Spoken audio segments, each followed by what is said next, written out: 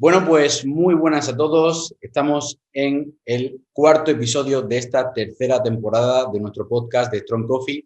Y en esta ocasión estamos tan solo Víctor y yo, porque bueno, este es otro episodio especial en el que, como habéis visto en el título, vamos a hablar sobre un libro y todo lo que engloba alrededor de ese libro. Y diréis, ¿tan importante es un libro como para dedicarle todo un podcast?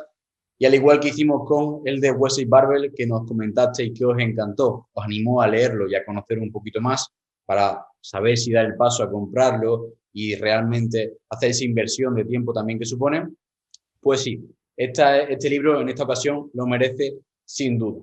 Y es el manual de entrenamiento de fuerza de periodización ágil de Jovanovic, que bueno, es un libro que desde que lo conocimos nos empapamos de él y que nosotros mismos ya lo habíamos leído antes de que saliese la traducción en español, como os contaremos ahora.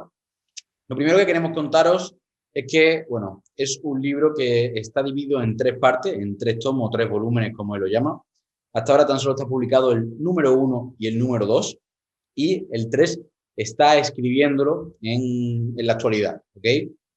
La idea es que lo ha ido separando porque su idea era crear solo un libro, pero fue poco a poco cada vez siendo más amplio, creciendo y creciendo, como suele pasar con los libros, como nosotros mismos hemos tenido esa experiencia, y digamos que lo dividió en tres, desde una parte más teórica a una mucho más práctica, poco a poco. Entonces, queremos comentaros cuál ha sido nuestra experiencia y por qué hemos estado trabajando con él sobre este libro, por qué lo recomendamos tanto y daros diferentes pinceladas de detalles que nos parecen muy interesantes. Como por ejemplo, bueno, al final este libro se ha traducido al español, lo ha traducido Leandro, que es un entrenador, un preparador físico, un generalista de fuerza, como él le llama a partir de este libro, que trabaja con todo tipo de deportistas y además, bueno, es argentino y que desde aquí también os animamos a que lo sigáis porque comparte muchísima información, aunque no sea específicamente de powerlifting, y es específicamente también lo que vamos a tratar hoy, porque Jovanovic tampoco es un especialista de powerlifting o solo de fuerza, digamos, aplicado a deportes de fuerza como el haltero o el power, sino que es también un generalista de la fuerza, que básicamente trabaja con todo tipo de deportistas. Nuestro camino con este libro fue que, bueno, yo me lo leí por primera vez, también se lo recomendé a Víctor, lo pusimos en común los dos, tanto el volumen 1 como el volumen 2 en inglés, y después empezamos a recomendárselo a todos nuestros entrenadores. También hablamos sobre él en redes sociales, empezamos a comentar diferentes puntos de vista y recientemente pues se ha traducido y nosotros hemos hecho la revisión del libro, por así decirlo, ya que cuando terminó Leandro de hacer toda la traducción, pues necesitaba que alguien también hiciese esa doble corrección, que muchas veces estamos muy saturados de estar leyendo continuamente siempre lo mismo. Así que nada, lo primero de todo, que es un libro que nos encanta, ¿verdad, Víctor?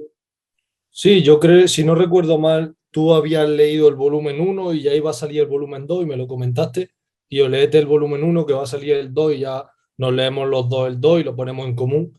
Creo que este libro al final defiende mucho lo que nosotros hablamos en la formación y es un libro que Rubén y yo lo primero que dijimos cuando nos lo leímos es que nos recordaba a la carrera.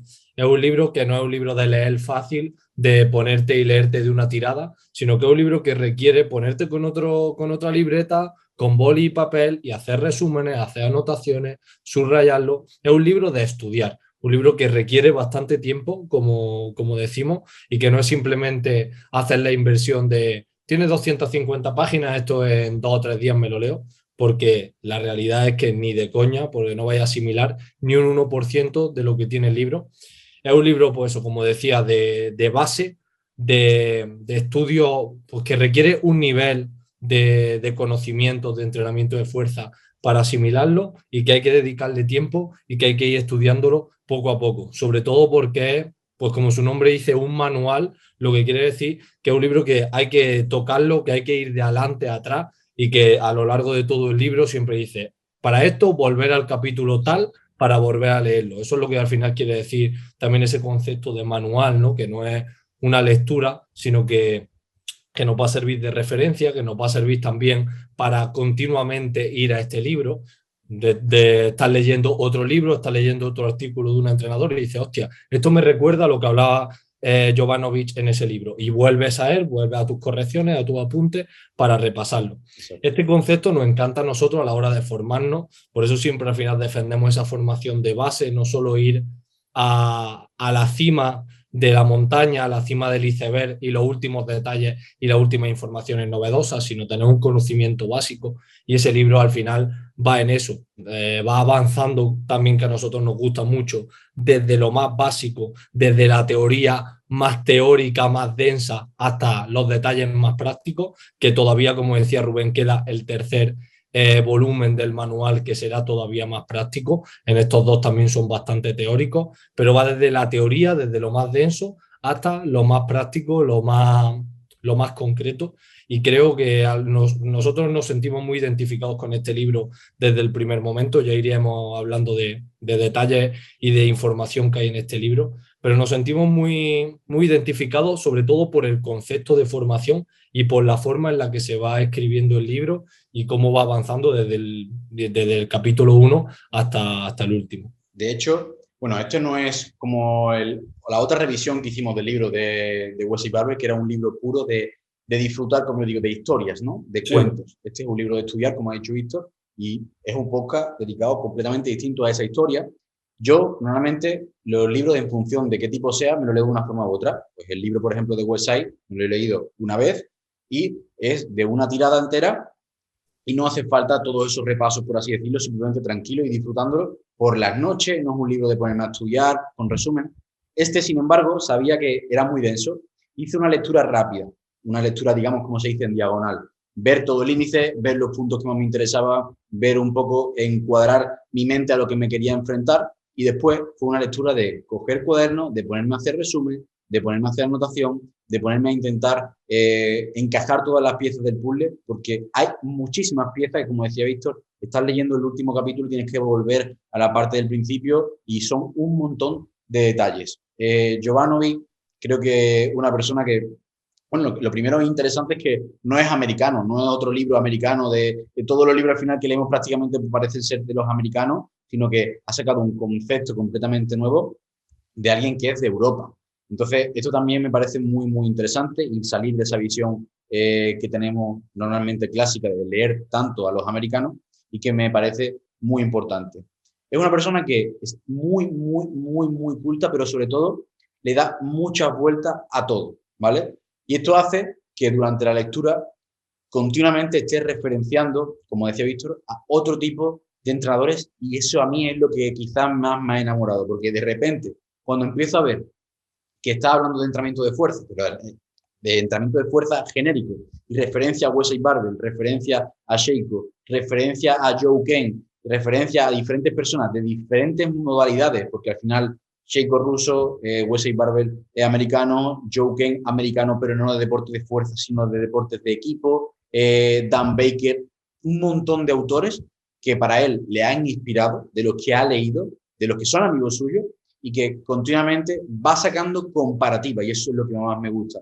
Yo soy una persona que me considero muy neutral siempre, pero que me encanta aprender, como siempre decimos, Víctor, de una modalidad u otra, ¿no? Y de qué puedo sacar de aquí, qué puedo sacar de allí, y no hacerme forofo de una, sino mezclarlo, ¿no? Pues esto es precisamente lo que intenta Jovanovic y además todo lo hace con un toque de humor, porque es una persona, si lo sigue en las redes sociales, pues que tiene un lenguaje durante el libro muy característico, poco formal, a veces mezclado con el lenguaje formal. Lo mismo te referencia y te cita como si fuese un artículo científico, que lo mismo dice que los estudiantes o digamos los científicos de laboratorio son ratas de laboratorio que se vayan a la mierda y que no están para nada de acuerdo con ello y se empieza a cagar en todo, ¿no? Entonces, de repente empieza a mezclar todo eso y te hace la lectura, que es una lectura muy densa, mucho más divertida.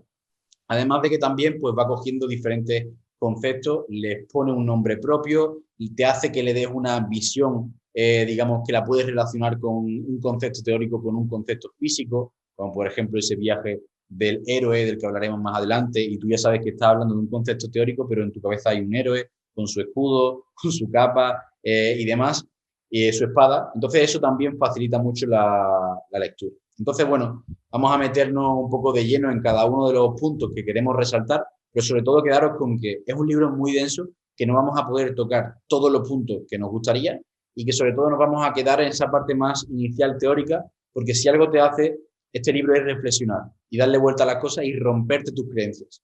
Si tú vienes de estar pensando que el entrenamiento top-down, entrenamiento estilo ruso, entrenamiento con todo programado por bloque y que no se puede mover nada y que lo que hay que cumplir el papel es lo que toca sí o sí, antes vas a morir de no hacerlo, pues te va a romper tus creencias. Pero es que si también vienes de una metodología moderna y de creer que estrategias emergentes o de que Mike de RTS, que también lo nombra muchísimo y que es amigo suyo, por cierto, es lo único que existe y que es la mejor metodología, pues también te has equivocado y te empieza a enseñar cómo mezclar ambas. Entonces, para mí esto es lo más importante y esa parte filosófica. Siempre he dicho, al igual que Cifo, le mando un saludo de aquí, que somos filósofos del entrenamiento de fuerza y no conozco ahora mismo uno que sea más filósofo del entrenamiento de fuerza que Giovanni. Sobre todo, antes de empezar con el índice, comentar, pues bueno, que a lo largo de todo este libro, como dice Rubén, no vamos a hablar de un estilo de programación, de un extremo de la programación, como hicimos cuando hablamos de la historia Westside y Barbell, o como haremos en nuestros podcasts, hablando a lo mejor de metodología rusa o de otro tipo de metodología, que es una metodología cerrada, sino aquí hablamos de un concepto que se llama esa periodización ágil, que al final lo que hace es coger lo mejor de cada cosa, hace una fusión y te explica por qué lo hace así, qué cosas son buenas, qué cosas son malas y cuándo aplicaría una y cuándo aplicaría otra. Porque a lo largo de este libro también te va a decir, como decía Rubén, que no todo sirve, no una cosa sirve para todo y como un mismo metodología de entrenamiento o una misma herramienta de entrenamiento para un tipo de atleta o para una situación puede ser ideal, pero para otro tipo de situación en la que tú puedes ser entrenador de fuerza no sirve para nada.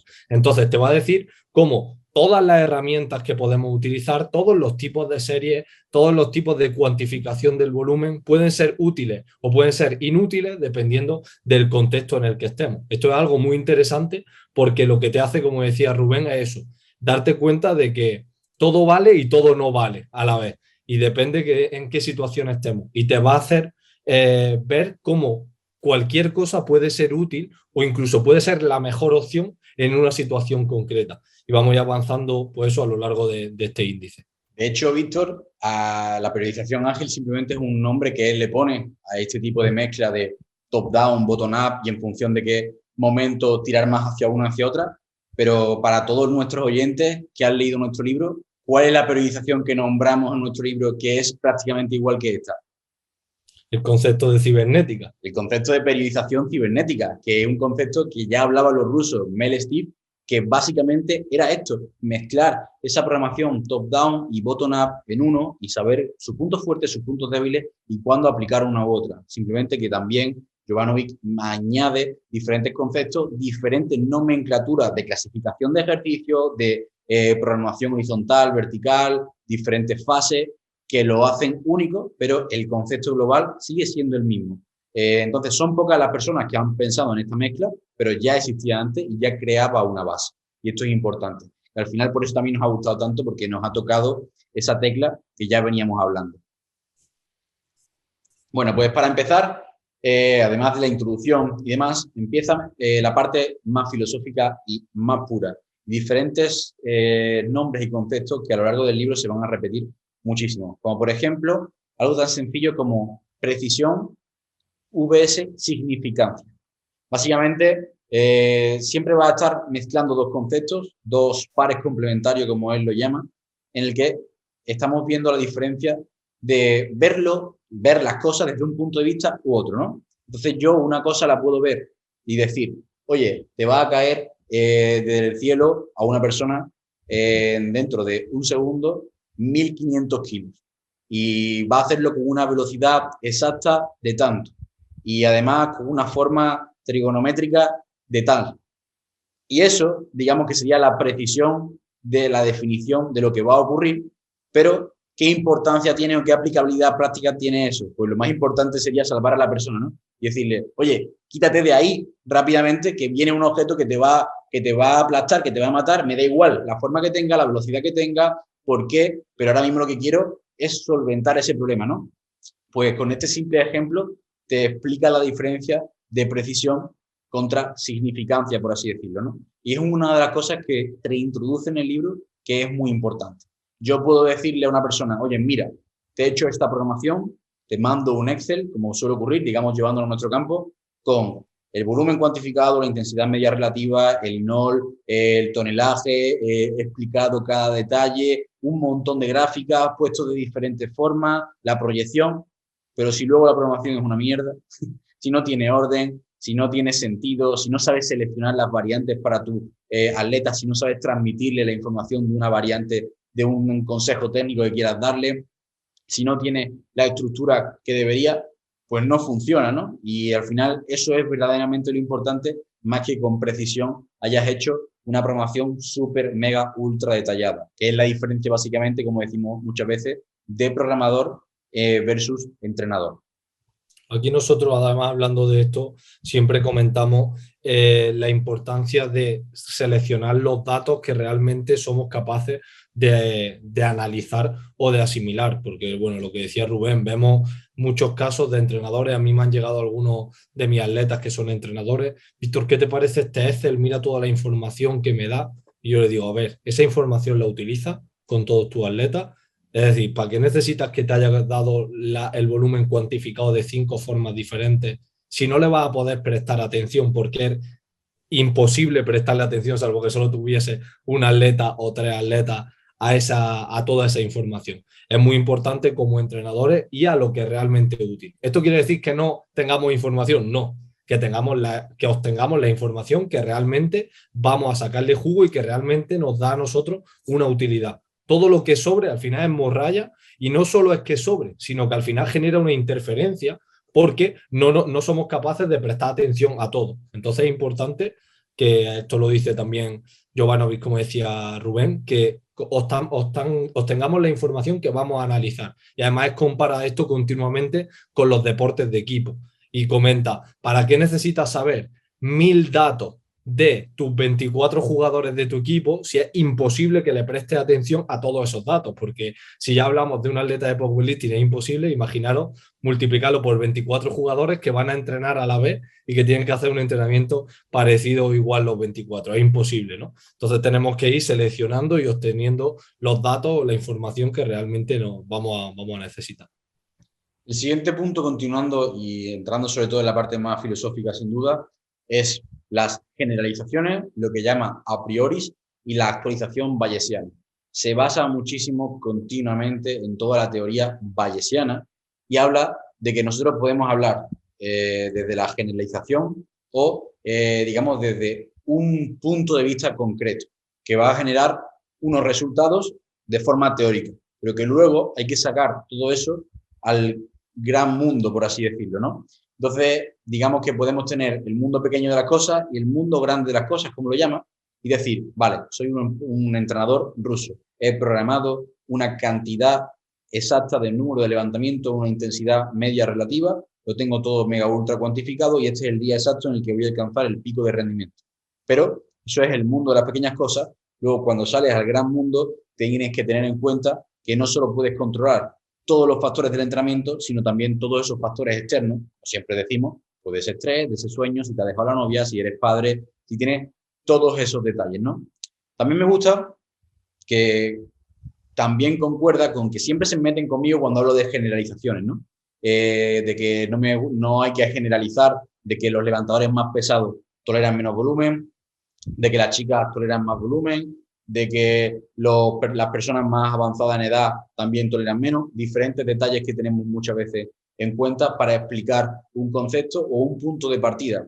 Y habla de que las generalizaciones son muy importantes porque nos ayudan a simplificar ese mundo complejo de las cosas, ese gran mundo, para subdividirlo y tener un punto de partida. Sin esas generalizaciones, nuestro cerebro tendría tanta información que manejar que resultaría realmente imposible. Entraríamos en una saturación, no tendríamos ningún punto de partida y no sabríamos manejar esa cantidad de información. Nos saturaríamos. Entonces, las generalizaciones son muy importantes también.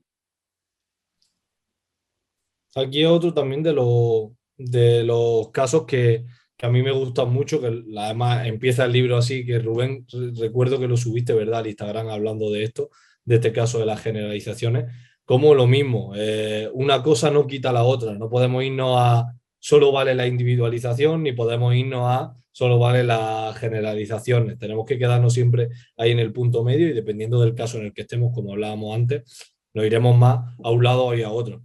Seguido con esto, además, en el siguiente punto, que también es un concepto, como decía Rubén, que se repite mucho, ese concepto del mundo de las pequeñas cosas, el mundo de las grandes cosas, un concepto que va a repetir a lo largo de todo el libro y que además lo repite mucho también cuando se habla de técnicas de alta intensidad, cuando se habla de formas de diferentes tipos de series, como un entrenador concreto te va a decir, tienes que aplicar esta serie de alta intensidad porque es la mejor, porque es la que genera más repeticiones efectivas, porque no sé qué, no sé cuánto, cuando lo está viendo desde fuera, sin tener en cuenta que luego a la hora de aplicarlo, pues puede que en un tipo de atletas no venga bien porque lo va a saturar o porque puede que en un equipo, aplicarlo en un equipo en un momento concreto de la temporada puede cargarse la programación. Entonces lo mismo, no podemos comparar lo que nosotros creamos teóricamente, lo que creemos sobre el papel que va a pasar con lo que luego va a pasar a la hora de la verdad y siempre tener ese equilibrio, aunque lógicamente hay que tener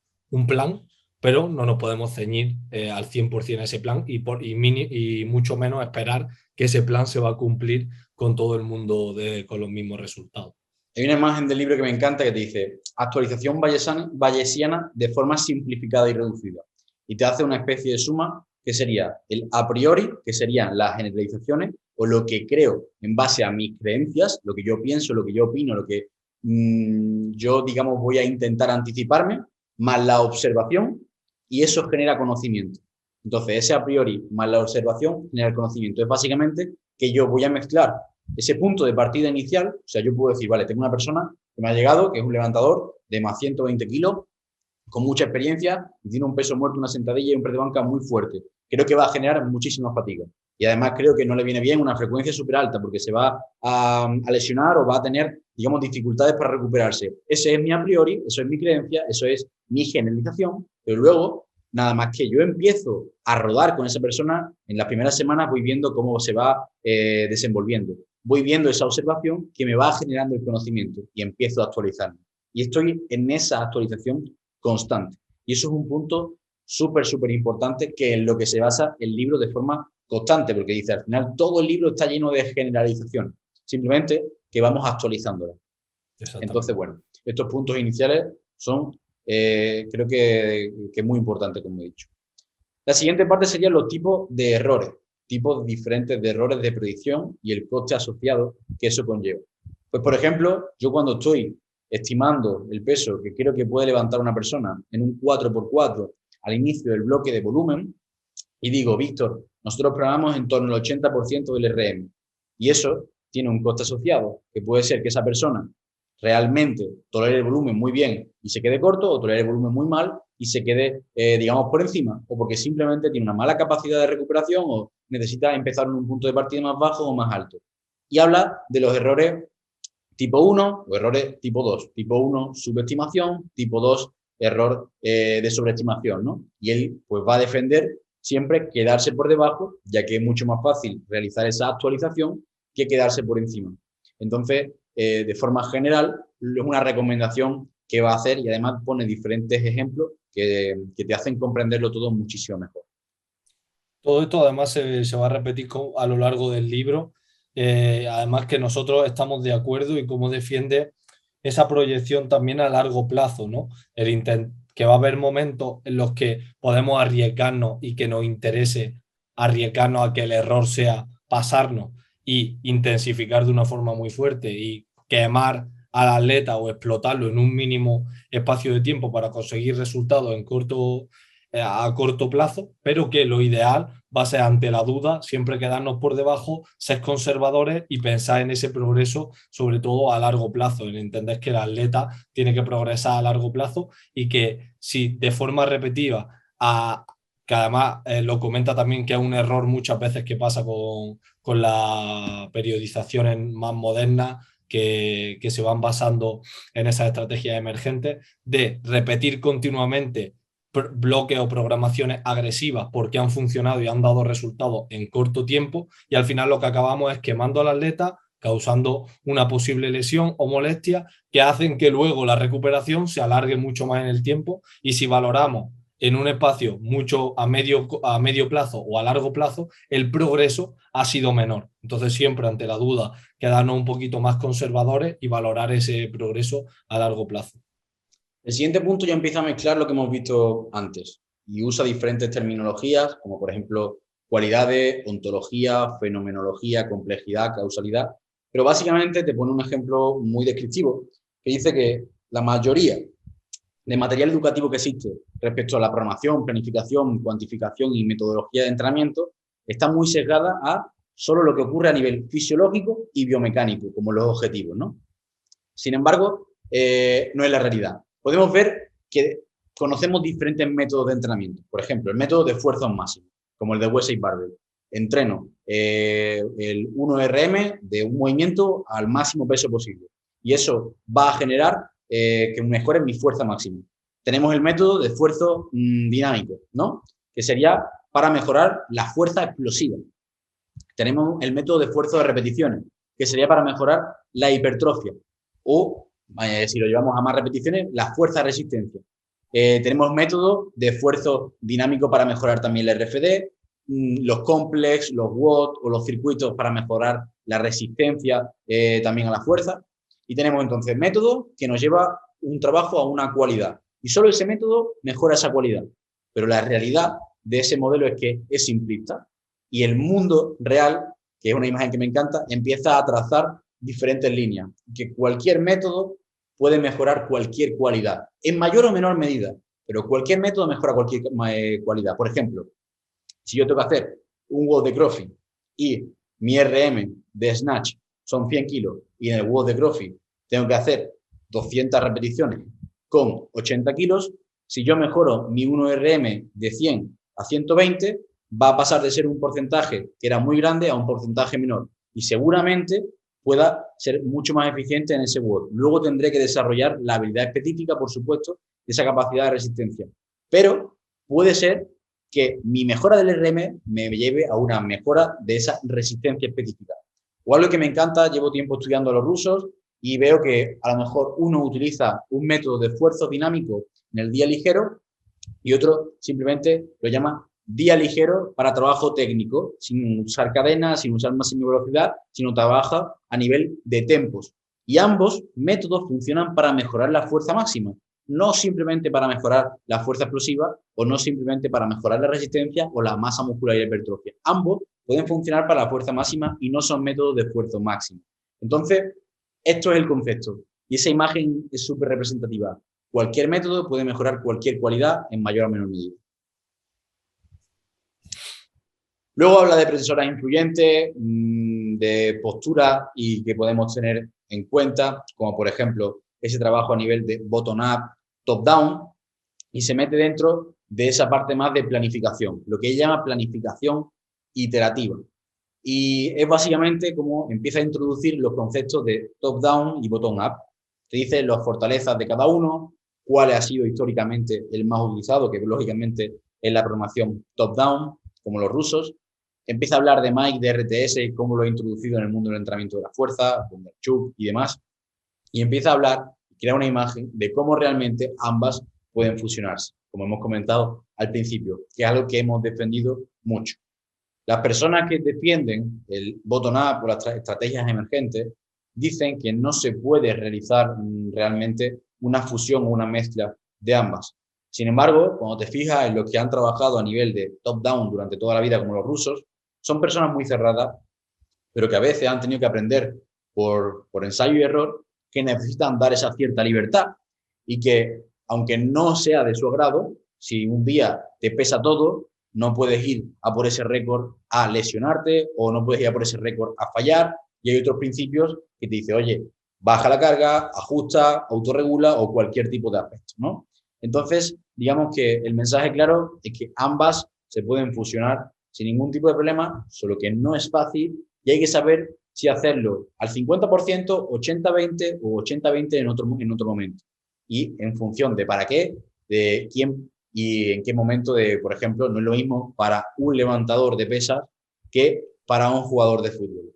Y pone el ejemplo que, como decía Víctor, de deportes de equipo, que cuando llegó había leído muchísimo sobre esa predisposición bottom-up y ese pensamiento de que los jugadores de fútbol pues debían también autorregularse y empezó a dar libertad. Y comenzó con muchísima libertad para los jugadores. Y lo que acabó ocurriendo es que se dio cuenta de que los jugadores de fútbol pues no quieren estar en el gimnasio, no quieren hacer entrenamiento de pesa, no quieren hacer entrenamiento de fuerza, lo que quieren es terminar rápido e irse a jugar al fútbol y hacer lo que les gusta. Entonces, a priori, que es digamos, una metodología aplicada en un momento, como es el entrenamiento de fuerza aplicado al fútbol, que no tiene a lo mejor tanta relevancia como el deporte del jugar en la cancha, como dirían los argentinos, y que podría tener mayor o menor flexibilidad, dijo que lo descartó por completo y que empezó a ser mucho más estricto y a programarle el peso que tenían que hacer y a decirle exactamente lo que tenían que hacer, porque si no era un auténtico caos y se le descontrolaba el grupo por completo, porque tenía que estar manejando a muchísimos jugadores y encima uno podría tener las cualidades de autorregulación perfectas, pero la gran mayoría no. Además, aquí en este concepto de planificación interactiva, a mí hay una cosa que me gusta mucho y es, bueno, él habla de que esa planificación interactiva, que es como trabaja él, va a tener tres procesos. Un primer proceso en el que planifica, un segundo proceso en el que se desarrolla esa planificación y otro tercer proceso en el que analiza, hace una retrospectiva, ve qué es lo que ha pasado de ese desarrollo y toma datos y toma acción para la siguiente vez que vuelve a repetir eso. Y que esto siempre va a ocurrir, esta planificación interactiva. Lo que va a diferenciar a una escuela, a unas formas de trabajo u otra es en el tiempo en el que tú aplicas esta planificación interactiva. Tú puedes hacer un plan, un desarrollo y una valoración en un microciclo, es decir, yo planifico esta semana de entrenamiento y a final de semana valoro qué es lo que ha pasado en esta semana y ajusto para la semana siguiente. Esto puede hacerlo en un mes, planifico un mes y cuando haya pasado un mes veo qué es lo que ha pasado y actúo. O puedes planificar un macrociclo o una temporada entera y al final valorar qué es lo que ha pasado y actuar. Dependiendo de cuánto tiempo pase hasta que tú hagas esa retrospectiva, ese análisis, pues va a tener una planificación pues más top-down o más bottom-up, ¿no? Va a tener una participación más activa en el proceso o va a tener una participación más pasiva en el proceso. Esto es una cosa que al final a mí me gustó mucho y que él habla que lo ideal va a ser que a corto plazo tú puedas hacer una valoración, ¿no? Nosotros siempre hablamos, nosotros con nuestros atletas, cada semana se modifica el plan, cada semana se ajusta el plan, aunque incluso a veces dentro de la misma sesión se ajusta el plan, pero anormal, cada semana vemos qué es lo que ha pasado, se toman datos y se ve la semana siguiente, pero que pueda haber casos en los que, como decíamos, se trabaja con más atletas, se programa más en base al carácter del esfuerzo y puede que sea ideal programar y valorar a más largo plazo, a un mesociclo, por ejemplo, a un mes de entrenamiento. Pero al final la clave va a ser en el tiempo que pasa entre la planificación y la valoración. Y que todo esto va a ser planificación interactiva, solo va a diferenciarse el tiempo que pase entre una fase y otra. Y este concepto lo va a repetir también a lo largo de todo el libro, como decía Rubén, y es otro de los conceptos clave, otro de los conceptos que también te hacen reflexionar y decir, hostia, en verdad todo es lo mismo, ¿no? Depende de cómo lo veas, pero todos hacemos lo mismo, solo que cambia una cosa o cambia la otra. Pues mayor o menor medida, exactamente. El siguiente serían los cuadrantes de entrenamiento. Otra vez nombra a otro entrenador icónico que tanto nos gusta, que tanto he leído y al final hace que pues, me siga enamorando del libro, como es Dan John, que ya lo había conocido y me lo sabía perfectamente de sus libros, como Easy Strength, los 4 cuadrantes de entrenamiento, el nivel de los atletas que vayamos a entrenar o la persona que vayamos a entrenar y la cantidad de cualidades que necesitamos. Pues, por ejemplo, si somos una persona normal y corriente de la calle que quiere entrenar para salud, necesito, digamos, trabajar pues, pocas cualidades de forma genérica y si necesito trabajar, digamos, para un halterófilo, necesito trabajar pocas cualidades pero de forma muy específica y darle la máxima prioridad. Entonces es un cuadrante también muy importante que os recomiendo y desde aquí también os lanzo el mensaje de leer a Dan John todos los libros que tiene. Continúa y establece, por ejemplo, el concepto de MVP, que posiblemente sea uno de nuestros favoritos también, que es el concepto de programación mínima viable. Y esto sale extraído de un libro que se llama Lean Startup, que desde aquí nuestro compañero Marcos, que siempre nos ha ayudado con todo el tema del marketing y todo el tema digamos, el emprendimiento, al igual que Alberto y Evaristo de la Escuela de Academia de Entrenadores Online, pues es muy importante. Cada vez que tú lanzas un proyecto, necesitas testearlo antes de hacerlo más grande. Necesitas sacar un producto mínimo. Ese producto mínimo viable, él lo llama programa mínimo viable, que es establecer un punto de partida. Pero además ese punto de partida lo relaciona con los siguientes puntos, que sería un programa óptimo versus robusto. ¿Qué quiere decir esto? Yo puedo intentar pensar en diseñarte para ti el mejor programa que pueda existir, el programa más óptimo, y estoy intentando buscar que tú mejores tu rendimiento. Pero, por otro lado, puedo intentar crear un programa que se llama robusto, que es básicamente que voy a asegurarme de cumplir tus necesidades mínimas antes de intentar explotarte. Y eso es básicamente hacer que no te lesiones, tener cuidado de que yo voy a tocar todos los grupos musculares que se involucran, no solo de forma indirecta, sino también de forma indirecta, tener un buen ratio, pues, por ejemplo, de empuje, de tracciones, de un buen correcto reparto del volumen respecto al press de banca y la sentadilla del peso muerto, tener en cuenta una buena distribución antes de saber exactamente qué dosis específica necesitas. Todo eso es mucho más importante. Y eso está también relacionado con el conocimiento de la vía negativa o vía positiva, ¿no? Al final son todos muy conceptos que están todos relacionados, simplemente llamados de una forma u otra y desde un punto de vista distinto. Y eso es algo que a mí me ha hecho reflexionar muchísimo y empezar a explicar las programaciones de una forma mucho más sencilla. Y hacer lo que dice Dan John, que es una intervención. Nosotros cogemos a un levantador y cuando llega con nosotros empezamos a analizar su entrenamiento hasta ahora, ¿no? Y lo primero que hacemos es explicarle, oye, mira, estabas intentando perseguir la dosis exacta de volumen e intensidad del press de banca y se te ha olvidado la sentadilla, porque te gustaba mucho el press de banca. O estabas intentando hacerlo de los 3 movimientos, pero no metías suficiente trabajo compensatorio, de ya sea empujes verticales o empujes horizontales. O mira, no trabajabas la movilidad, no metías trabajo de core. Aquí tenemos un vacío en cuanto al trabajo de agarre, no lo hacías. Este plano de trabajo llevas meses sin tocarlo. Pues, por ejemplo, te están doliendo los aductores precisamente por eso, porque nunca has trabajado el plano frontal y siempre estás metido en el plano axial. Entonces, esos detalles son lo que hace que sea un programa más robusto y a lo mejor menos óptimo. Y cuando ya tengo esa base cubierta, por así decirlo, ya empiezo a indagar para hacerlo lo más óptimo posible, que también está relacionado con otro de los puntos que sería digamos, ese viaje del héroe, que es básicamente salir de tu zona de confort, de saber dónde está, digamos, tu trabajo mínimo, ese producto mínimo viable, ese programa mínimo viable, y empezar a explorar nuevos horizontes. Aquí ya veis también pues un poco lo que hablábamos, ¿no?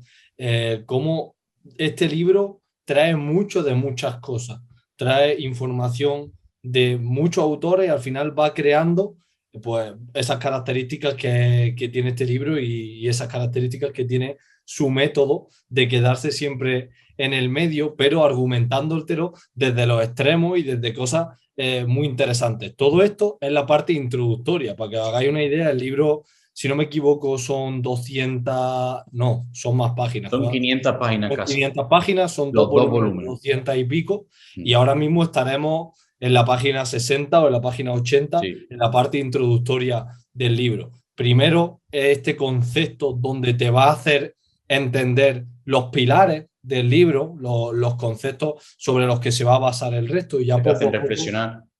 Exactamente, donde te va a hacer ver y decir, lo que intenta Jovanovic con este primer capítulo es ganarte, y lo va a hacer. En este primer libro tú vas a decir, qué cabrón este, que tiene razón, que todo lo que me está diciendo tiene sentido y todos estos conceptos lo estoy entendiendo y me están gustando. Y ya una vez te ha llevado a su terreno, sabes lo que te gusta y te ha explicado todo, ya te va a meter a conceptos más concretos y te va a hacer ver lo que él entiende por el entrenamiento o cómo él entrenaría a un atleta. Pero primero te ha ganado. Y esta primera parte creo que es muy interesante para eso. Al final son conceptos que luego ya se te van a quedar ahí. Ese viaje del héroe, ese el producto mínimo, esa programación interactiva, todos esos conceptos se te van a quedar para el resto del libro.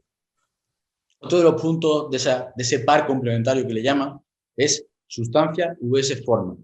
Y este ejemplo me gusta mucho porque además está muy relacionado con Wesley Barbel y Louis Simon y Sheiko, que veremos ahora también. Y es que nosotros podemos tener la sustancia y la forma, o básicamente, dicho de otra manera, es el potencial y la expresión de ese potencial, ¿no? Puedo tener un Ferrari, pero tener un mal conductor, o tener un buen conductor, pero tener un 600, ¿no? Entonces, te lo pone con ejemplos de una Fórmula 1, que es donde se ve muchísimo este concepto, y es que siempre se le dice, ¿no?, que Fernando Alonso tenía en los últimos años pues un coche muy malo, pero era el mejor conductor. Y sin embargo, sus rivales tenían un coche muy bueno, pero eran peores conductores que él. Entonces, podemos tener ambos detalles, podemos no tener ninguno, o mezclarlo, que va a dar resultados distintos, ¿no? Entonces, yo puedo tener un coche muy bueno, por lo que tengo ese potencial, pues luego tengo que saber expresarlo, ¿no? Y tengo que tener la capacidad, esa habilidad, esa mente, ese cuerpo, ese momento concreto de estar bien situado a nivel físico y mental para expresarlo. Que esto lo relaciona con otro par complementario que se llama el de cultivar, podar, desarrollar o expresar.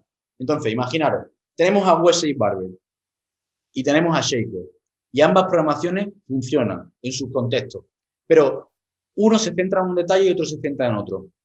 Wesley Barbel, Louis Simon, siempre se centra en el potencial, siempre, siempre, siempre en la base, en la fuerza. Él quiere que tú seas fuerte en todos los puntos, en todos los ángulos, en todas las variantes, en todas las formas de presión, ya sea 1RM, a esfuerzo dinámico o a repeticiones, y trabajar tus puntos débiles de forma constante, ¿no? Sin embargo, Sheiko, la metodología rusa, lo que trabaja es el extremo opuesto, que es básicamente la expresión. Y quiere que tú cada vez seas más eficiente, que tengas más técnica, mejor coordinación intermuscular y mejor coordinación intramuscular, que tú cada vez estés más cómodo con el movimiento y trabajas de una forma muy específica, con mucho volumen sobre el movimiento básico, y el otro con muchas variantes y de muchas formas distintas. ¿Es uno mejor que otro? No, porque una persona puede estar muy, muy bien diseñada para la sentadilla y tener muchísimo potencial, pero luego tiene que también ser capaz de expresarlo. O viceversa, una persona que lleva mucho tiempo trabajando en esa expresión, en esa técnica, en esa coordinación, en ese estilo ruso, pero le ha faltado potencial, ya no tiene fuerza en diferentes ángulos, ya no es capaz de salir de ese estancamiento, de ese atractor que hablábamos muchas veces, con lo cual se complementan, por eso se llaman pares complementarios, y a lo mejor en un momento, como por ejemplo una pretemporada, o cuando somos niños y estamos, digamos, creando nuestra base, tenemos que trabajar más estilo Wesley Barbel o con una mentalidad de esa forma, por así decirlo, de ver el mundo de entrenamiento así, y conforme más nivel ganemos, trabajar como predican los rusos o Sheiko, que al final, si te analizas, los rusos de pequeño trabajaban creando esa base, simplemente que lo hacían antes de lo que nosotros pensamos.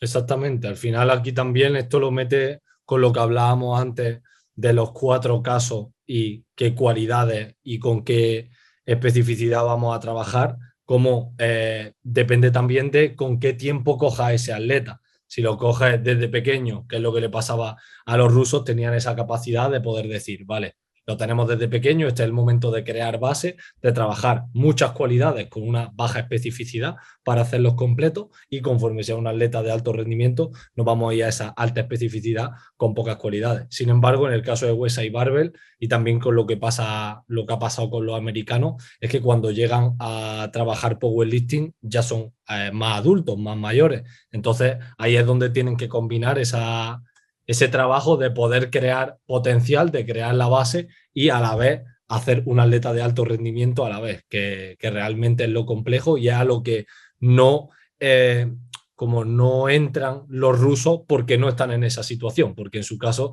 suelen trabajar desde otras situaciones, desde edades más tempranas. Por eso siempre decimos que es prácticamente imposible aplicar una metodología rusa pura a un atleta de otro país o de otras condiciones porque no llegan a ese punto en la misma condición. No te puedes comparar tú, que no has hecho entrenamiento en tu vida y tienes ahora 20 años, con un ruso que tiene ahora 20 años, pero lleva entrenando cualidades físicas básicas desde que tiene un año. Al final no habéis llegado a las mismas condiciones, aunque los dos no sepáis ni lo que es el powerlifting con 20 años, pero tenéis una base totalmente diferente. Ese es uno de nuestros debates favoritos, comparar esas diferentes metodologías y profundizar, porque la gente tiene conceptos muy erróneos. Y bueno, sigue hablando de diferentes tipos de pares complementarios, nos vamos a meter en más de ellos, estos son los más destacados, pero sin una teoría de la que nos gusta mucho, porque muchos de vosotros que nos escucháis sois entrenadores, queréis dedicaros a esto, y habla de el camino del Shu Ar, que básicamente lo pone como ejemplo de una teoría o un pensamiento que descubrieron los chinos en la cultura oriental, y pone de ejemplo a Bruce Lee, y es el camino que sufre una persona en cuanto al conocimiento y a cómo lo expresa y lo integra o piensa que lo tiene a lo largo de toda su etapa, digamos, profesional o su vida. Y esto es básicamente 3 etapas. Y os vais a sentir muy identificados, podéis verlo cuando lo comprendes, porque la primera etapa, la etapa del Shu, vamos a ver que hemos aprendido, por ejemplo, lo típico que se hizo un cursillo de un fin de semana y nos creemos que lo sabemos todo. Lo típico que yo me meto en powerlifting, he aprendido cómo entrena el americano de turno que esté de moda, he aprendido su método, lo aplico, veo que funciona porque entreno a novatillos y hace que cualquier tipo de método funcione y me creo el rey del mundo. Empiezo a criticar otras metodologías, empiezo cada vez a subir más el ego, he hecho ese típico cursillo, como decíamos, ese fin de semana, o he leído una corriente en concreta. Al final, estoy en ese punto, digamos, como si fuese un adolescente, ¿no? Un adolescente rebelde, que él como lo explica. Luego pasas a otra etapa que si realmente eres bueno, porque si no te quedas en esa etapa durante toda la vida, y esto también es importante, no todo el mundo pasa por todas las etapas y no todo el mundo llega hasta el final. Si eres bueno y sigues estudiando, si sigues teniendo experiencia práctica, sigues viendo resultados y a lo largo de los años entras en la etapa del Ha, que es cuando tú empiezas a comprender que hay tal cantidad de información, hay tantos métodos que funcionan, hay tantos ejercicios, tantas variantes, tantos tipos de cosas que tengo que aprender de bioquímica, tengo que aprender de psicología, tengo que aprender de diferentes lenguas para poder entrenarme qué hace un entrenador u otro. Tengo que aprender esa anatomía, biomecánica al dedillo, tengo que saber manejar el Excel también incluso para poder enviarlo, un montón de detalles que hace que me sature y crea que no sé nada. Cuanto más sé, menos creo que sé, ¿no? La típica frase que se dice, y es que intento aplicar todo lo que aprendo en mis programaciones y de mis atletas. Intento coger de uno, de otro, y empiezo a mezclar las piezas de un puzzle, pero sin ton ni son, porque todavía no sé crear esa gran teoría unificada, por así decirlo, que haga que sea un programa eficiente. Simplemente soy una persona realmente curiosa que está aprendiendo todavía y que intenta mezclar todas esas piezas. Entonces, suele ser un desastre. Incluso suele triunfar más la persona de la primera etapa, porque está segura de lo que dice, de cómo lo dice, de lo que transmite, y de seguir un único método que funciona, que la persona que se encuentra en la segunda etapa de tal rebujo de información que tiene que no sabe qué hacer con ella. Y normalmente suele coincidir con lo que ha dicho Víctor. En esa etapa es cuando las personas quieren crear ese Excel con todo tipo de información, con todo tipo de estadística, y cuanto más, mejor. Sería lo que define esta etapa. Sin embargo, llegas, por suerte, a la última etapa, y es que ya has recorrido todo ese camino y sabes que es cierto que existen múltiples métodos, que has probado un montón de ellos, pero has logrado quedarte con lo que funciona o lo que al menos funciona para ti y para tu contexto. Yo trabajo con un cierto tipo de atleta, yo trabajo de una forma concreta, tengo un método que va modificándose y va cogiendo cosillas de uno y otro, pero sigue teniendo una regla fija. Esto es el típico entrenador, cada vez que ve un ejercicio nuevo en Instagram, lo mete en su programación, aunque no pegue, ¿no? Es lo que pasa en la segunda etapa. Pero en la tercera etapa dice, vale, me gusta, voy a ver si lo puedo poner o no. A este a lo mejor sí, pero a este no. Entonces voy integrando de forma constante, pero lenta y sin desviarme de sus raíces, ¿no? Y y empiezas a simplificarlo todo. Y te das cuenta de que las cosas más simples son normalmente las que funcionan mejor. Entonces eso también es muy importante y es una de las cosas que habla mucho Dan John, que puedes hacer 200 millones de cursos, de informarte con todo tipo de metodologías, pero al final tienes que tratar de simplificar, tanto para ti como al hacérselo ver a tus atletas. Y entonces este camino me parece brutal y que nos vamos a sentir identificados todos muchísimo. Luego, la siguiente parte, que ya se sale un poco de esta parte más filosófica, más de base, a mí personalmente es una de las partes que también más me gusta y que creo que es muy útil entender de cara a luego lo siguiente en el libro, es cómo clasifica los ejercicios. Creo que esta parte es interesante, sobre todo porque aquí Jovanovic, que es un tío que a lo largo de todo el libro lo hace, pero se moja y clasifica los movimientos, siempre diciendo las limitaciones que tienen las clasificaciones, siempre lo decimos, ¿no? Es muy complicado clasificar porque siempre va a haber movimientos, ejercicios, gestos que van a estar en el medio.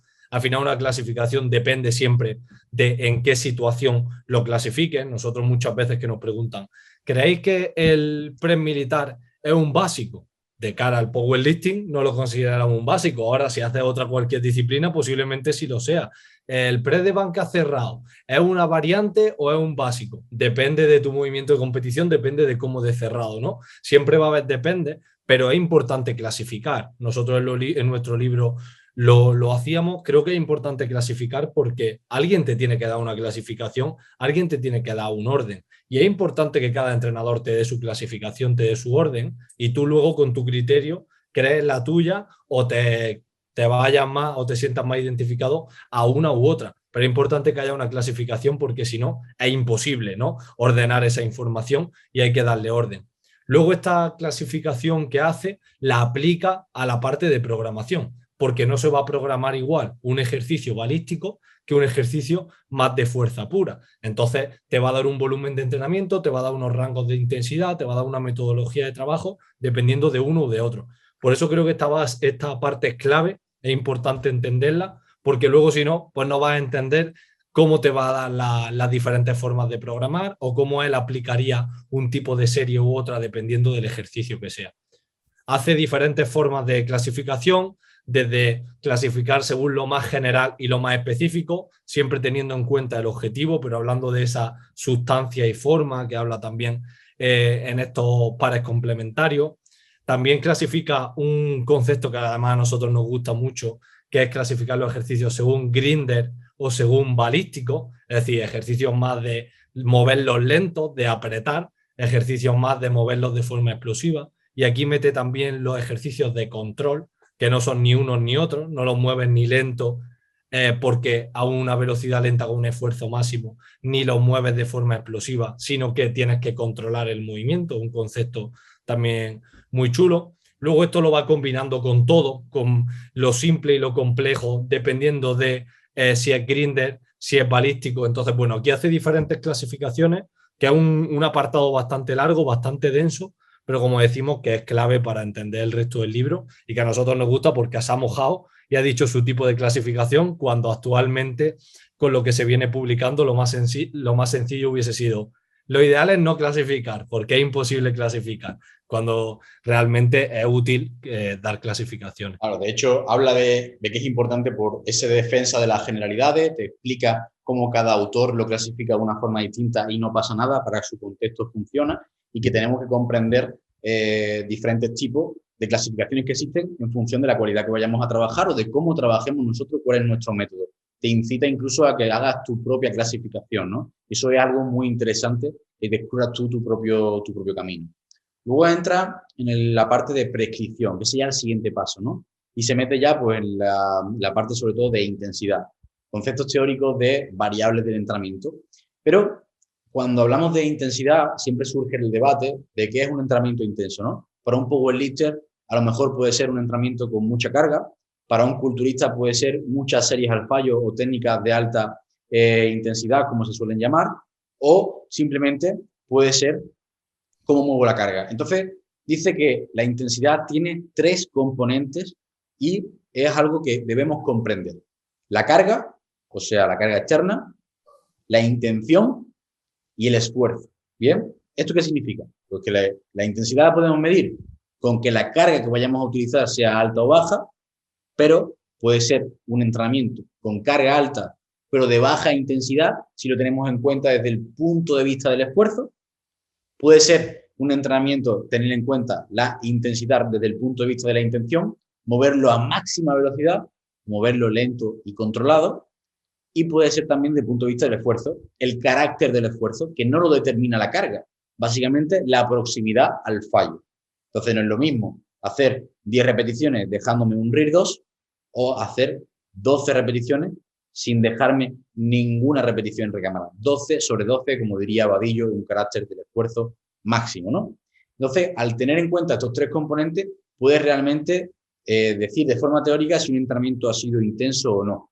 ¿Desde qué punto de vista? O desde el total de la suma de todo. Si tú has entrenado con cargas altas, has llevado a un esfuerzo máximo de un RIR 0 o RPE10 y encima a la intención máxima, pues entonces sin duda ha sido un entrenamiento intenso. Luego ya hay grises, por supuesto. Entonces este concepto también es muy interesante. Habla de diferentes tablas de la carga, de repeticiones, del esfuerzo y también que no todos los máximos de entrenamiento no son iguales. Y esto es una cosa característica del libro. Detalla 3 tipos de RM, básicamente. Tu RM de competición, tu RM de entrenamiento y tu RM o tu máximo diario. Bien, básicamente, en teoría, levantamos más en la competición que entrenando, ¿vale? Por el estado de excitación que tenemos, aunque luego sabemos que eso no es siempre real, que depende mucho del tipo de levantador, de los factores, de la metodología de entrenamiento. Y luego el máximo diario, que es como hablaba Vadillo, de que un día puedo tener un estado de forma muy malo y que mi RM baje muchísimo, o un estado de forma muy bueno. Entonces, diferencia esto con diferentes propósitos que me parecen muy interesantes. Si hay que estimar uno u otro, cuál es el que hay que medir de forma directa para qué objetivo, para, por ejemplo, un generalista de fuerza, que son los deportistas de equipo, jugadores de baloncesto, fútbol, personas que no son powerlifters o halterófilos, ¿no? O especialistas de fuerza, que ellos sí lo van a medir de forma directa, cómo van a usar esa RM proyectada, si lo van a hacer mediante velocidad, si lo van a hacer mediante porcentaje del RM o si lo van a hacer por RP. Entonces, es muy interesante. Y de aquí me quedo con el potencial, digamos, y esa sustancia y forma, ¿no? Las personas que tienen, de forma general, mucha diferencia entre su RM de competición y su RM diaria, es que tienen la capacidad de ser muy hábiles y establecer un buen pico de forma, que es lo que normalmente queremos los powerlifters, que haya diferencia, ¿no? Porque yo no quiero levantar 300 kilos de RM todos los días en mi entrenamiento. Y las personas que tienen un RM diario y su RM de competición muy cerquita, o sea, poca brecha, son las que tienen mucho potencial. ¿Y esto por qué? Porque básicamente cuando tú coges a un novato, por ejemplo, y le mides su RM y luego se la mides en competición, puede ser la misma o incluso menor en competición por diferentes aspectos, ¿no? Pero tiene esa fuerza que luego tiene que detallarla, tiene que usar esa habilidad, aprender a coger esos picos de forma y ese entrenamiento. Entonces, es muy importante también saber estimadamente uno u otro para también comprender el potencial y qué debemos trabajar. Si en uno vamos a trabajar más esa fuerza base o ese potencial, o vamos a priorizar más ese apartado técnico o esa parte de eficiencia. También aquí habla de una parte interesante también. Él como generalista de fuerza defiende a lo largo del libro mucho el uso del RIR, de cómo aplicar el RIR en diferentes situaciones, sobre todo pues habla de las limitaciones que tiene el porcentaje de la RM, sobre todo en esas situaciones de generalistas de fuerza, que no tiene sentido saber el RM de cada jugador de tu equipo de baloncesto cuando eso no te va a dar información aplicable. Entonces, cómo utilizar ese RIR. Pero habla también de cómo prescribir y cómo monitorear esa intensidad. Cómo no va a ser lo mismo de la forma en la que tú prescribas, es decir, le mandes a tu atleta la intensidad y cómo él te da información. Y aquí, cómo se combina ese porcentaje de la RM, esa intensidad más absoluta, con el carácter del esfuerzo. Dos formas de medir esa intensidad, cómo pueden utilizarse a la vez. Cómo una puede ser, por ejemplo, una forma de prescribir la intensidad. Ejemplo, te digo, haz 3 series de 5 repeticiones con el 70% de la RM. Y luego tú me das otra forma de la intensidad, pero para monitorear, para darme información de cómo ha sido esa intensidad de forma relativa y me dice, la primera serie ha sido RIR 3, la segunda RIR 2 y la tercera RIR 2. Y hemos unido una forma de prescribir la intensidad con una forma de darme información, de recibir información de esa intensidad y cómo utilizar las diferentes formas de cuantificar esta intensidad en una situación o en otra. Como en una nos va a interesar directamente prescribir por porcentaje, por pérdida de velocidad, y otra nos puede interesar directamente hazme 3 series de 5 repeticiones con 40 o 3 series a RIR 2 con 40 kilos. Y así estamos prescribiendo esa intensidad. Esta parte también da mucho jugo, diferentes formas de utilizar la intensidad y que a nosotros nos gusta mucho esta parte. Luego habla de eso, de toda esa parte de prescripción, pues puede ser series abiertas, por porcentaje de RM, por RP, por RIT, por velocidad, diferentes formas de cuantificación de zonas, de cargas, de repeticiones, un montón de información más práctica poco a poco y se va metiendo en más conceptos de planificación, ¿no? Como por ejemplo, qué es la dosis de entrenamiento interna o externa, cómo cuantifica y clasifica esa percepción que puede tener la persona, pues una clasificación de esfuerzo percibido, una clasificación de agotamiento percibido, una clasificación de fatiga percibida, clasificación de malestar percibido, clasificación de placer y desagrado. Y tú dices, ¿pero esto no es lo mismo todo? Pues resulta que no, ¿vale? Son los 6 cubos que él llama, ¿vale? Que esa diferencia de interno, externo, subjetivo, objetivo y cómo cuadran, y esos 6 cubos, esas 6 piezas, entonces te da muchas herramientas y mucha información para que, pongamos un ejemplo, se pueda entender. Yo puedo realizar un 1 por 1 en sentadilla al 90% y clasificar mi esfuerzo percibido alto, ¿vale? Pero puede que mi agotamiento percibido sea muy bajo, mi fatiga sea muy baja. Sin embargo, puedo hacer un 1 por 10, una serie de 10 repeticiones o 12 en un powerlifter en sentadilla o un peso muerto que no está acostumbrado y a lo mejor tiene un RIR o un RIR más alto o un RPE más bajo que esa serie de 1 por 1, pero con una fatiga y un agotamiento percibido mayor, incluso teniendo menos carga, ¿no? Por eso también ese concepto de intensidad depende de muchos factores. Entonces esa clasificación de malestar, placer, desagrado es muy interesante de cara a poder programar a los atletas y saber qué ejercicios les genera un tipo de agotamiento o esfuerzo o fatiga distinto, ¿no? Entonces es muy interesante cómo nos creemos que todo es lo mismo, pero tiene muchos matices. Continúa con esa dosis de entrenamiento, con zonas de, digamos, cuantificación del volumen muy interesante, que lo relaciona con las de Mike Israetel. Si las conoces ya, esta parte te va a gustar mucho, porque lo que hace es hablar de la comparativa de la clasificación de Mike con la que él hace y mete diferentes detalles y diferentes conceptos. Entonces lo amplía esa información. Entonces, si te gusta esa parte, que es un libro que recomendamos mucho también, es muy, muy, muy importante de cara a cuantificación del volumen y los efectos y esas generalidades de diferentes poblaciones. Luego habla también de un concepto que se usa mucho, ¿no? Que es el concepto de empujar y tirar, de empujar el techo, de tirar del suelo. Al final sigue hablando de esas diferentes situaciones en las que nos interesa más mantener, ser conservadores, situaciones en las que nos interesa arriesgar, buscar situaciones nuevas y cómo en un atleta, en una programación del atleta, no tenemos que ir siempre a buscar el riesgo, a buscar apretar, sino que hay momentos en los que, como nosotros siempre decimos, hay que buscar asentar. Y los procesos de asentar son iguales de importantes de los de mejorar. La primera vez que tú superas una barrera mental, como puede ser hacer 200 kilos en sentadilla, tú no tienes que pensar, ahora voy a hacer 205. Ahora tenemos que buscar en asentar esos 200.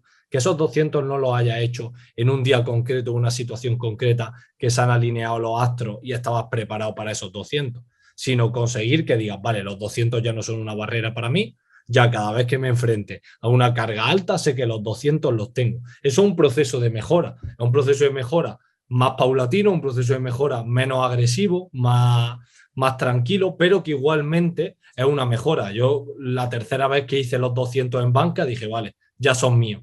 Y es que ya la siguiente vez que me enfrenté a ellos, incluso en esta última competición, no me suponían un riesgo. Sin embargo, la segunda vez que hice los 200 dije, veremos a ver los 200, que la primera vez estaba muy bien, hoy como no me encuentre bien me los como con papas. Entonces, el hecho de tener una seguridad ante una carga, ante un esfuerzo o lo que sea, ya hace que ha asentado la carga.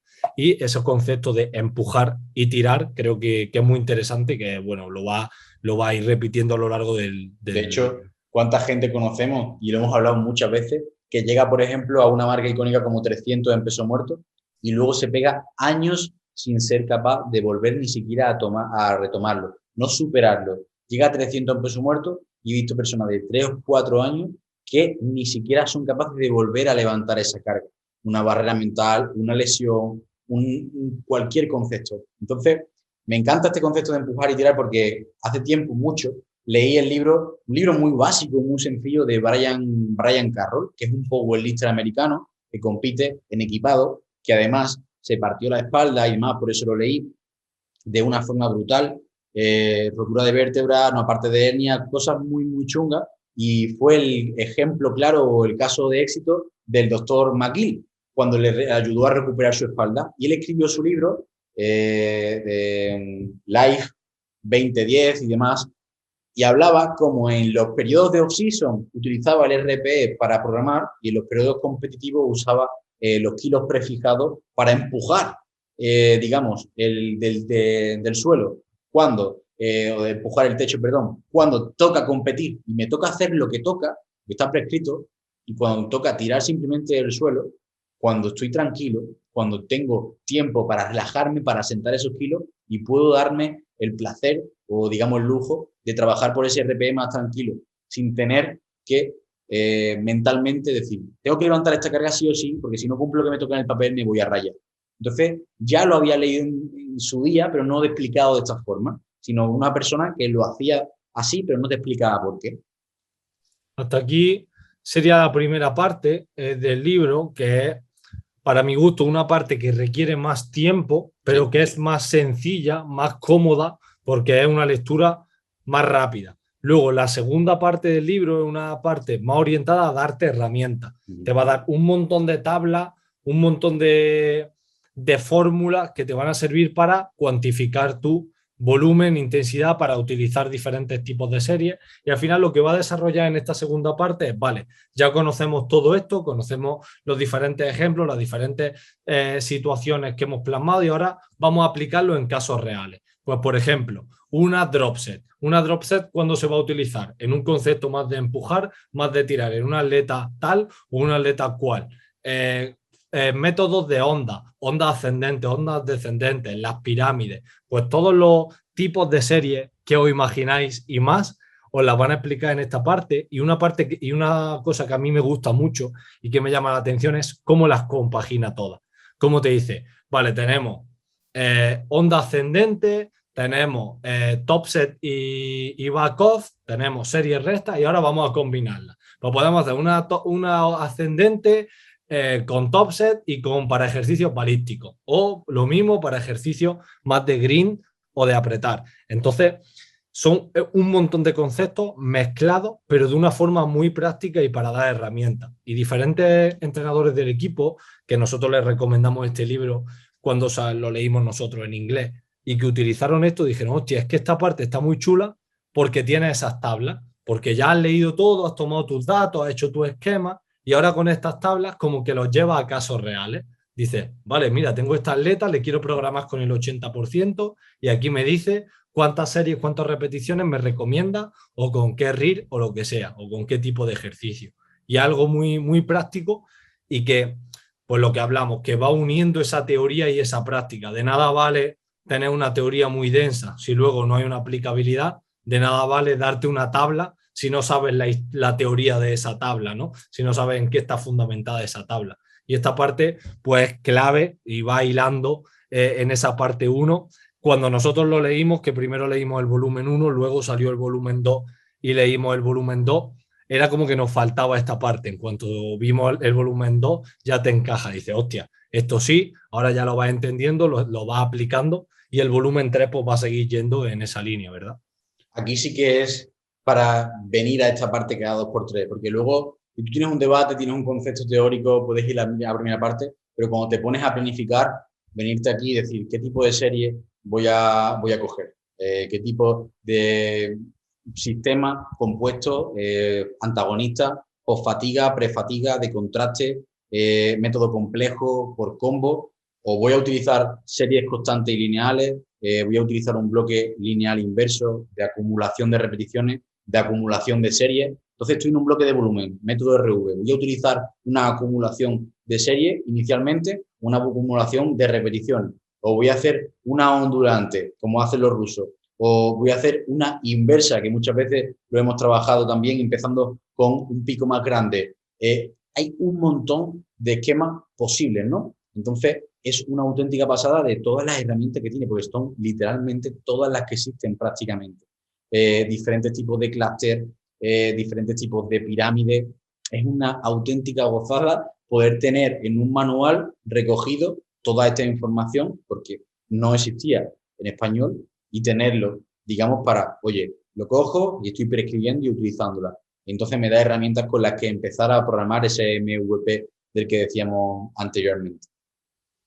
Y luego tiene la última parte también relacionado con la programación vertical y horizontal y una parte de fórmulas matemáticas que se os va a ir literalmente la pinza.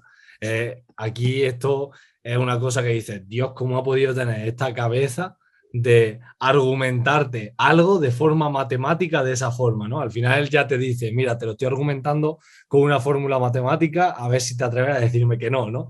Ya esa es la argumentación definitiva. Entonces, bueno, pues toda esa teoría de planificación vertical y horizontal que es clave y que la defiende mucho, y luego pues una parte de argumentación más, más estadística, utilizando fórmulas estadísticas de cómo aplicar unos conceptos u otros, que también es muy interesante y que es aplicable totalmente. La fórmula no la vaya a utilizar, pero luego el desarrollo de la fórmula y los resultados que le dan son totalmente aplicables y para mí también muy, muy útiles, sobre todo para los que seáis entrenadores no de powerlifters, sino de deportistas de equipo, de deportes más genéricos, cómo aplica esos diferentes conceptos de la aleatoriedad de esos conceptos de estadística a la programación. Por último, si algo queda claro y refleja durante todo el libro, Jovanovic, es el concepto de analizar y enjuagar, ¿no? Que es básicamente después de cada semana, después de cada mesociclo, después de cada macrociclo, después de cada día o sesión incluso, tú tienes que analizar qué ha ocurrido, ¿vale?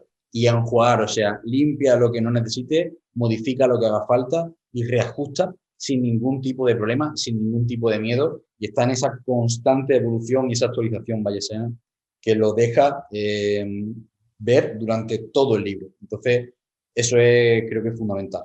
Entonces, bueno, como habéis visto, hemos enfatizado mucho en la parte inicial y menos en la parte final, porque es la más práctica la final y tienes que estar delante del libro para verlo y poder, digamos, mamarlo. Entonces, eso es importante. La parte más inicial nos gusta traer esta charla más filosófica y haceros pensar, romper vuestras creencias, que al final eso es muy importante, y sobre todo aprender a aprender, ¿no? Que es algo que te enseña este libro, sin lugar a dudas. Y me quedo al final para despedir con una frase que le escuché mucho a Euge Oyer, que es una persona a la que sigo mucho porque tiene, digamos, una predilección muy grande por la lectura, y te dice que es más importante leer 100 veces los 10 mejores libros que leer una vez los 100 libros que te encuentres, ¿no? Entonces, es muy importante repasar una y otra vez los libros que son clave, y este es uno de ellos, como hemos dicho, y no sea un libro que te lees una vez y se acabó, sino que le des vueltas y vueltas y vueltas. Así que es una cosa que nosotros mismos hacemos, que recomendamos y que me quedo con ello para terminar. Así que creo que hasta aquí más que suficiente para un libro que ha dado mucho de sí. Muchas gracias a todos por estar ahí escuchándonos. Si queréis más revisiones de libros, comentadnos sin ningún tipo de problema. Si queréis que hablemos más sobre Wesley Barber, sobre los rusos, sobre metodología y demás también. Y nada, nos vemos en los siguientes episodios. Un saludo.